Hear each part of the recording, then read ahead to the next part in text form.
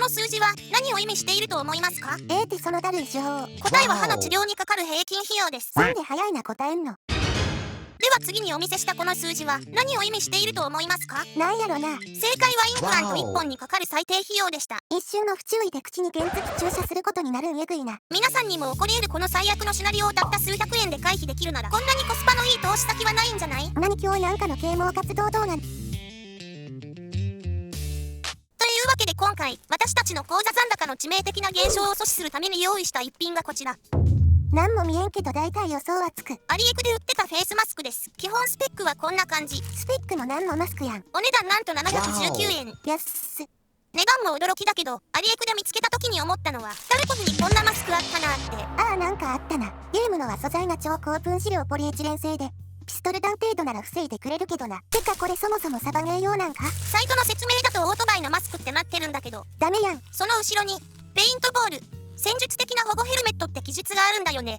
自称ほど怖いもんはないな。中華サイトを信じるか己の前歯を信じるか。この700円の樹脂の盾がサバゲーでの使用に耐えうるか検証していこうというわけで今回の検証のために特別なゲストを招待しました。彼にはこれから700円の盾を装着してもらい私たちの目と歯の身代わりになってもらいます。言葉だけ聞くと呪物でも作りそうな勢い。てかフルフェイスである必要あるか？息苦しいの嫌いやねんけど。私も昔はゴーグルだけでいい派だった。あの日視覚外の遠距離から前歯を打ち抜かれるまではうんない話。折れた歯の感触とその後の治療費の絶望、それを知ってるからそれからはフルフェイス一択になったかな。けど巷に転がってるフルフェイスってどれもダサいよね。どうせならおしゃれしたいと思わない？強欲。それにこれならデザイン性もいいから積極的に装着したくなるよね。700円アリエク怪しい商品説明。この3つが揃ってる時点でほぼ詐欺やろ。言い過ぎじゃない？注意。本動画は認証や防護性能の保証を目的としていません。装着感、視界、曇り、重量など実測できる範囲で評価する検証エンターテインメントとしてご視聴ください。改めて外観のクオリティから見ていこうか。はいはい。まあいいんじゃない？ 700円やからって手抜きすんな。全体的な質感は値段相応だね。金額からして仕方のない部分ではあるけど造形自体は結構クオリティ高いんじゃないかな。合成も結構しっかりしてるね。安いプラスチック特有のテラつきしてたからてっきりやわやわかと思ってたけど意外としっかりしてるな。何箇所か設けられてる通気口のバリもこの個体は少なそうやな。レンズとか内側のスポンジ部分も接着が甘いとかはなさそうだね。700円の割には最低限の製品クオリティは担保されてそうで安心やわ。一応ゴムバンドで調整も効くみたい。やん。じゃあ早速装着感見てみようか。いやこいつがつけるんかい。結構ちゃんと装着できてくさ。そら人間の頭蓋骨なんやから装着できるだろ。隙間はどれだけ生まれるかな。頭頂部はまあみんな何かしら被り物したりするからこのくらいは許容範囲かな。こいつ骨だけやけど実際は血と肉の表面にあるからな。埋まるやろ。顎の部分はどうかな。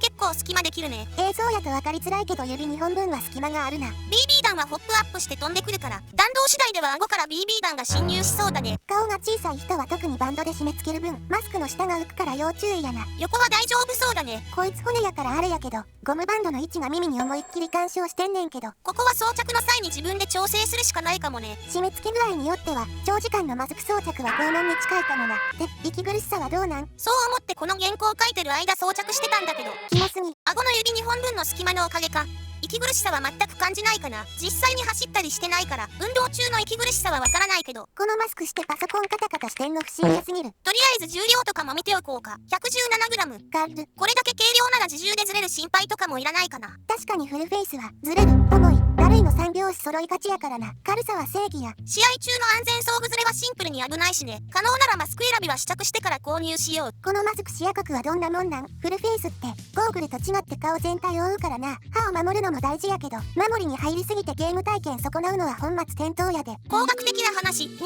の視野って両目で水平方向に180から200度垂直方向に約120から130度あると言われているんだよね。わからん。完全に主観になるんだけど今何もつけていない状態で3画面モニターの前に座ってて水平方向はモニター3枚とその横までちゃんと見えてるね。交渉通りやな。垂直方向は上がエアコン下がキーボードが見えるね。まあそんなもんか。これがマスクをつけると下以外は視野角の減少はほぼないかな。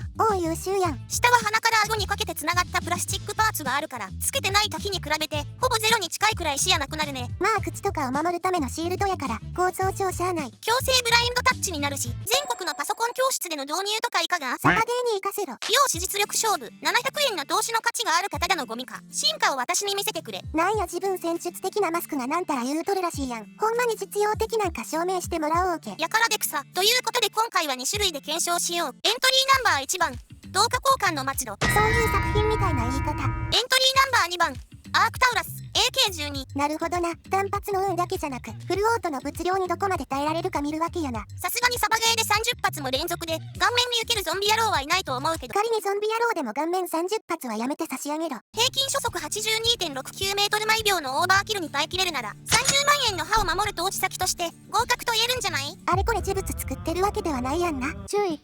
最大限の安全対策をして実施しています。良い子は真似しないように。まずは超かっこいい M45 からかっこよくはない。至近距離で撃ってみよう。ここ守れなかったらお話にならんからな。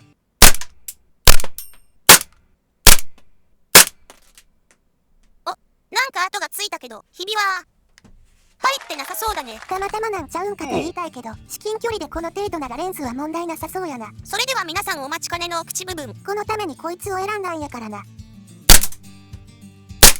おお、ここも特に亀裂が入るとか貫通するとかはなさそうだね。保温器に700円の割にはしっかりしてるやん。砲部分の通気口はどうかな。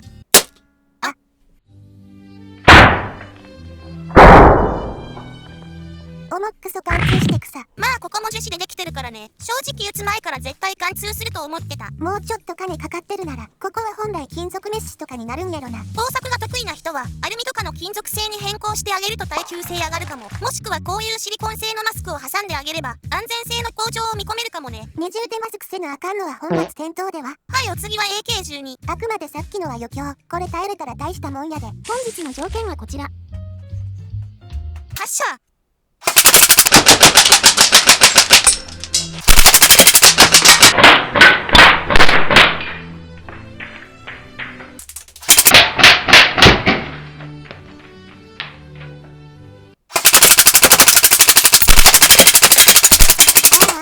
700円の盾では30発耐えれんか。被験体からカラカラ音がするんだけど。頭の中に BB 弾入ってた。貫通してるやん。被験体1号、五輪銃。歯は守れたけど目が守れんかったな。